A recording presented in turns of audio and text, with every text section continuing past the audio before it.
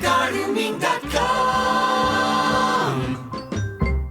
Hi, this is Lars, and today I'm going to tell you about different types of compost bins and how you might choose one over the other and some of the advantages and disadvantages.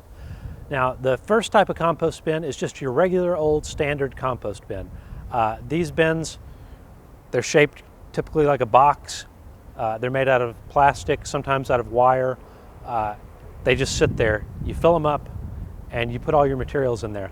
Now, the advantages of a regular compost bin is usually that they have good capacity, that you can fit quite a bit of stuff in there as far as yard waste and kitchen waste, and they're priced right. They have a good, low price point.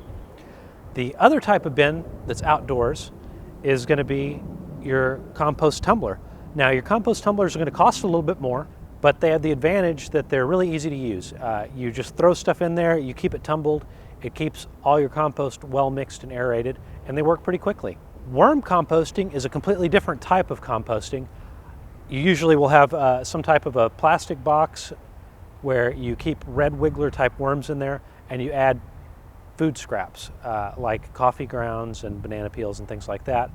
The advantage to these is that it can be done indoors. The disadvantage is that worms can typically only break down maybe about a pound's worth of materials every week.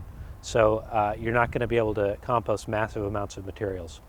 Along those lines, you can use some of these worm bins to compost dog poop, not cat poop, because cat poop has toxic things in it, but you can compost dog poop.